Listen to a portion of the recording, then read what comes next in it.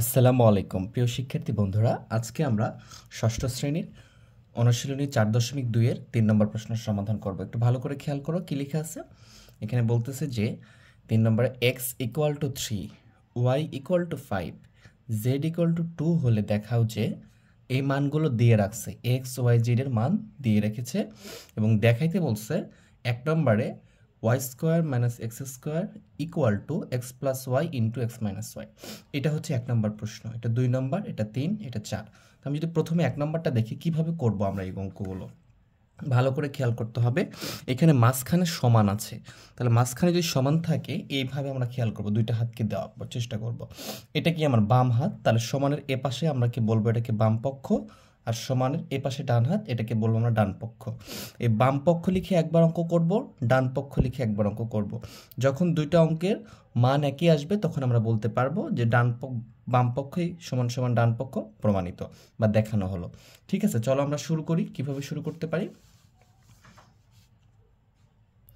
1 নম্বর দিয়ে পুরো অঙ্কটা উঠিয়ে নিব, যেহেতু আমার উঠানো আছে এখানে না উঠালেও হচ্ছে। এরপরে আমরা লিখব বাম পক্ষ।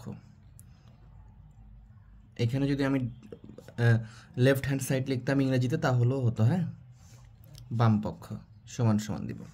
বাম পক্ষে কি মান আছে দেখো, y square minus x square, তারটা লিখবো y square minus x square. এতটুকুই, ডান পক্ষটা লিখবো না, ডান পক্ষটা আমরা পরে উঠে করব। তাহলে বাম পক্ষে এখানে সমানের এবারে বাম পক্ষ যতটুকু ছিল ততটুকু লিখে ফেলছি। এখন খেয়াল করো ওয়াই এর মান কি দেওয়া আছে, ওয়াই এর মান দেওয়া আছে আমার ওয়াই ইকুয়াল টু 5। তোমরা কিন্তু যখন নতুন অঙ্ক করবো তখন দেওয়া আছে বলে উঠাবা, আমি পরের অঙ্কতে দেখাচ্ছি। এই যে ওয়াই এর মানটা আছে কত, 5, তাহলে আমি এই ওয়াই এর জায়গায় এই 5টা বসাবো। তাহলে কি বসাবো এখানে 5, তারপরে কি আছে স্কোয়ার আছে না, স্কোয়ারটা দিয়ে দিব। তাহলে 5 তার উপরে স্কোয়ার হলো, মাইনাস আছে মাইনাস দিয়ে দিলাম। এবারে এক্স এর মান কি আছে দেখো, এক্স এর মান দেওয়া আছে 3, এইখানে এক্স এর জায়গায় কি বসাবো, আমি 3 বসাবো, তার উপর স্কোয়ার আছে না, এই তো স্কোয়ার দিয়ে দিব। এখন খেয়াল করো 5-এর উপর স্কোয়ার বলতে কি বোঝাই, এই বিষয়টা আমরা বুঝাইছি যে এটা হচ্ছে ভিত্তি আর এটা হচ্ছে পাওয়ার। পাওয়ার যত থাকবে ভিত্তি ততবার গুণ হবে। পাওয়ার আছে 2, তাহলে ভিত্তি 2 বার গুণ হবে, 5 গুণ 5, 5 5 কত হচ্ছে 25, মাইনাস 3-এর উপরে পাওয়ার 2, তাহলে 3 ভিত্তি পাওয়ার হচ্ছে 2, তাহলে ভিত্তি 2 বার গুণ মানে 3 গুণ 3, তাহলে 3 থেকে কত হবে 9। এখানে কত আসতেছে বিয়োগ করলে আসতেছে আমাদের 16। তাহলে এটা হচ্ছে বাম পক্ষের মান। যখন বাম পক্ষের মানটা পেয়ে গেলাম, এবার আমরা ডান পক্ষটা করব। ঠিক আছে, তাহলে এ পাশে করতে পারি বা নিচে করতে পারো, কোনো সমস্যা নেই। তাহলে আমি এখানে লিখলাম যে ডান পক্ষ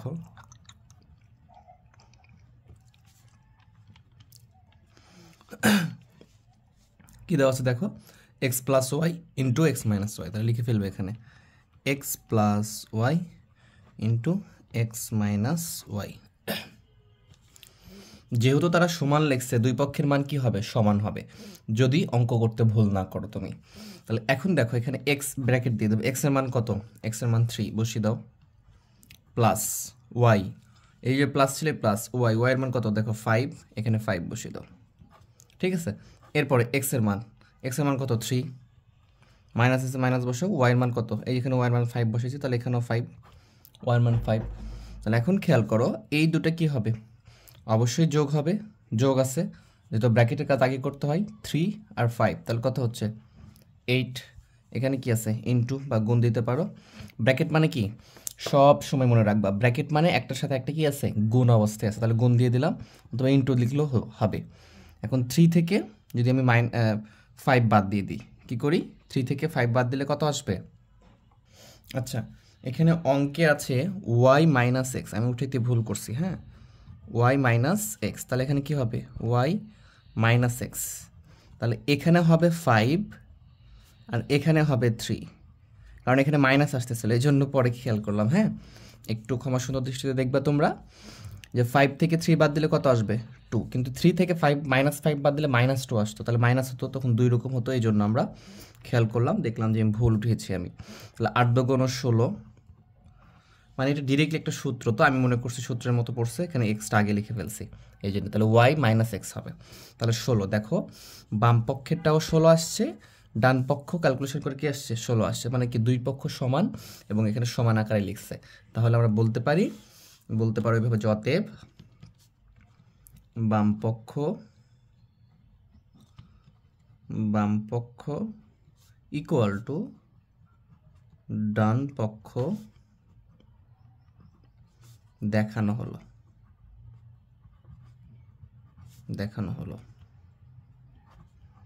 প্রত্যেকটাতে এই কথাটা লিখতে হবে, হ্যাঁ, কারণ এখানে দেখাও যে বলছে, প্রমাণিত বলে লিখতাম প্রমাণিত।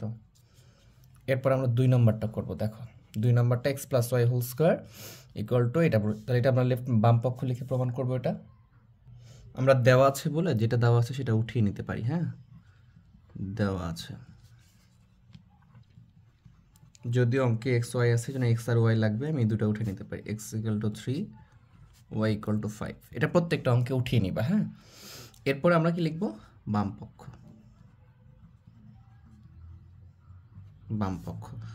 পক্ষে কি আছে দেখো, বাম পক্ষে আছে x + y হোল স্কয়ার। তোমাদের বই খেয়াল করবা, আমি তো তোমাদেরকে উঠিয়ে দেখালাম, উপরে লেখা আছে আমার, তাই না?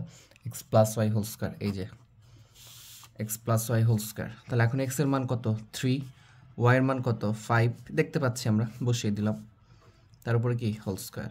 এখন আগে যোগ হবে না স্কয়ারের কাজটা হবে, অবশ্যই আগে যোগ করতে হবে। 3 আর 5 তাহলে কত হচ্ছে? 8, তার উপরে কি স্কয়ার। এখানে যদি স্কয়ার করে দাও 8 কত হবে? 8 দুইবার গুণ হবে, 8 64, মানে 64 হবে। ঠিক আছে, আশা করি বুঝছো। এরপর আমরা কি লিখবো? ডান পক্ষ কি আছে? ডান পক্ষে আছে x - y whole square plus 4xy, এটা আছে। তাহলে এখন x এর মান কত? এই যে 3, একই মান, সবগুলো আমরা মুখস্থ হয়ে গেছে। y এর মান কত? 5, তারপর হোল স্কয়ার আছে, হোল স্কয়ার দিয়ে দাও, প্লাস 4 ইন্টু, এই ইন্টু দিলেও হবে, গুণ দিলেও হবে। x এর মান 3 ইন্টু, গুণ আছে প্রত্যেকটার সাথে, প্রত্যেকটা গুণ আছে, y এর মান 5 বসিয়ে দিলাম। এই যে 3 থেকে 5 যদি বিয়োগ করো তাহলে কত হবে? -2 হবে, তার উপর কি হবে? হোল স্কয়ার প্লাস, এইগুলো সব গুণ করে দাও। 3 5 15, 4 15 কত হচ্ছে? 60। এখন খেয়াল করবা, -2 এটা কি বেস, তারপর হোল স্কয়ার, তার মানে কি -2 ইন্টু কি -2, বিষয়টা এরকম। -2 এর উপর হোল স্কয়ার বলতে কি বোঝায়? -2 ইন্টু -2, যেটাই বেস থাকবে তারপর হোল স্কয়ার বলতে ওইটা দুইবার গুণ। তাহলে -2 এটা বেস, তারপর হোল স্কয়ার, তাহলে -2 ইন্টু -2, এই মাইনাস আর মাইনাস গুণ করলে কি হবে? প্লাস হবে, আর 2 2 গুণ 4 হয়ে যাবে। তাহলে আমরা এখানে 4 লিখতে পারি, প্লাস 60 ইকুয়াল টু কত? 64। আশা করি বিষয়টা বুঝছো। এখানেও 64, এখানেও 64 মিলে গেছে। একটা জিনিস খেয়াল করবা, যদি মাইনাস থাকে এবং কোনো এখানে বেস যেটাই থাকবে তার সাথে যদি মাইনাস থাকে এবং পাওয়ার যদি জোড় থাকে, পাওয়ার জোড় 2 4 6 8 এগুলো থাকলে ওই মাইনাসটা প্লাস হয়ে যায়, আর বিজোড় থাকলে মাইনাসই থাকে, এটা একটু খেয়াল রাখবা। তাহলে এখানে আমরা লিখে ফেলবা তোমরা যে অতএব বাম পক্ষ ইকুয়াল টু ডান পক্ষ দেখানো হলো। তাহলে এইভাবে প্রত্যেকটা অঙ্ক করতে পারবা, ঠিক আছে? আশা করি তোমরা প্রত্যেকটা পারবা। এবারে আমরা 3 নম্বরটা করব। দেওয়া আছে আর উঠাচ্ছি না, তোমরা প্রত্যেকটা অঙ্কে যেহেতু তোমার পরীক্ষায় একটা অঙ্ক দিবে, তখন কিন্তু তুমি অবশ্যই উঠাবা। আমি দেওয়া আছে বলে সবগুলো উঠাবো না, শুধু বাম পক্ষ ডান পক্ষ করে দেখাবো, বাম পক্ষ ডান পক্ষ করে দেখাবো, ঠিক আছে? আশা করি তোমরা বিষয়টা পারবা ইনশাআল্লাহ।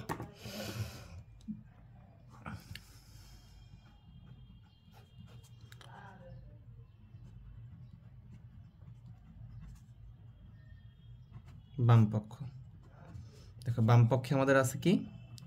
y + z, তার উপরে কি আছে? হোল স্কয়ার আছে, y + z হোল স্কয়ার, এই যে আমাদের এটা ছিল। এবং ডান পক্ষে আমাদের আছে কি? এই যে এটা, এবং ডান পক্ষে আছে এটা। তাহলে বাম পক্ষটাকে করে ফেলি। এখন খেয়াল করো, y এর মান 5 আর z এর মান কি? 2, y এর মান 5, z এর মান 2, এটা বসিয়ে দেবো আমরা। তাহলে y এর মান 5 বসিয়ে দিলাম, প্লাস z এর মান কত দেখলাম? 2, তারপরে কি আছে? হোল স্কয়ার দিয়ে দিলাম। এখন 5 আর 2 যোগ করলে কত আসবে? 7, তারপরে কি? Whole square. যেহেতু এখানে একটা সংখ্যা আছে বা একটা বেস আছে, এই জন্য ব্র্যাকেট না দিলেও হবে, না দিলেও হবে। কিন্তু যদি দুইটা কোনো সংখ্যা থাকে, 7 এর সাথে এক্স আছে, তাহলে অবশ্যই ব্র্যাকেট দিয়ে হোল স্কয়ার দিতে হবে। এখন 7 এর উপর যদি স্কয়ার করো তাহলে 7 7 কত হবে? 49 হয়ে গেছে। এরপর আমরা ডান পক্ষ লিখব। ডান পক্ষে কি আছে? এটা আছে যে y² + 2 yz + z², এই যে এটা ছিল, আমরা এটা লিখে ফেললাম। তাহলে এখন y এর মান কত দেখো, y এর মান 5 বসাইছি, আর এখানে y এর মান 5, z এর মান 2 দেওয়াই আছে আমাদের। আমরা এই মানগুলো এখানে বসিয়ে দিব। তাহলে ওয়াইয়ের মান 5, তার উপরে স্কোয়ার প্লাস 2 ইন্টু ওয়াইয়ের মান কত 5 ইন্টু জেডের মান কত 2, এটাই ইন্টু, এটাই গুণ, ঠিক আছে, প্লাস জেডের মান 2, তার উপরে কী দেবো আমরা স্কোয়ার দিব। তাহলে 5-এর উপর স্কোয়ার করলে কি হয় 5 5 25 যোগ 2, এটা গুণ আছে, তাহলে 2 আর 5 গুণ করলে 5 2 10, 10 2 কত 20 প্লাস কত 4। এখন গুণ করো 4 আর 0 আর 5, তার কত হচ্ছে 9, 2 আর 2 কত 4, এখানে 49, এখানে 49, তাহলে দুই পাশে মিলে গেছে। আমরা একই কথাটা লিখে ফেলবো যে অতএব বাম পক্ষ ইকুয়াল টু ডান পক্ষ দেখানো হলো। আশা করি বিষয়টা বুঝতেছো তোমরা। আর তোমরা কিন্তু প্রত্যেকটাতে যেমন এখানে দেওয়া আছে বলে উঠিয়েছি না, তোমাদের পরীক্ষাতে একটা অঙ্ক করতে হবে, তোমরা এভাবে দেওয়া আছে বলে উঠাবা, তারপর অঙ্ক করবা, ঠিক আছে? আশা করি বিষয়টা বুঝতেছো। আচ্ছা, এই যে এটার এক পাশটা আমি করে দিব, তোমাদের এক পাশ হোমওয়ার্ক দিয়ে দিব। তাহলে কি তোমরা পারবা না? এটা এক্স এর মান বসাবা, আর এখানে কি করবা জেড এর মান বসাবা, X plus Z whole square, এটা বাম পক্ষে একটা মান আসবে এবং ডান পক্ষ কি আসবে একই মান আসবে। দুটো সমান আসলে তখন তোমরা মনে করবা যে তোমাদের অঙ্কটা ঠিক আছে। এই যে এখানে এক্স এর মান 3 বসাবা, জেড এর মান 2 বসাবা, তাহলে 3 + 2 তাহলে কত হবে 5 হবে, তারপর স্কোয়ার, তাহলে 5 এর স্কোয়ার কত হয় 25, তাহলে এখানে 25 আসবে। এখানেও মান বসাই দিবা, দেখবা যে 25 আসতেছে। তাহলে দুই পক্ষে যখন সমান আসবে তখন বলবা যে বাম পক্ষ ইকুয়াল টু ডান পক্ষ প্রমাণিত। যদি তোমাদের এরকম প্রমাণিত হয় তাহলে অবশ্যই ভিডিওটার নিচে কমেন্ট বক্সে তোমরা ডান লিখে দিবা, যে লিখবা যে আমরা এই যে আইভি মানে 4 নম্বর যে অংশটা আছে 3-এর, এটা আমরা বুঝতে পেরেছি বা ডান, যে যেভাবে ইচ্ছে মনের ভাবটা প্রকাশ করো। আর যদি ক্লাসটা ভালো লেগে থাকে অবশ্যই একটা লাইক করে দিবা, বন্ধুদের মাঝে শেয়ার করে দিবা, আর সাবস্ক্রাইব তো অবশ্যই করবা। যদি করে থাকো অসংখ্য ধন্যবাদ। তাহলে সবাই ভালো থেকো, সুস্থ থেকো, আল্লাহ হাফেজ।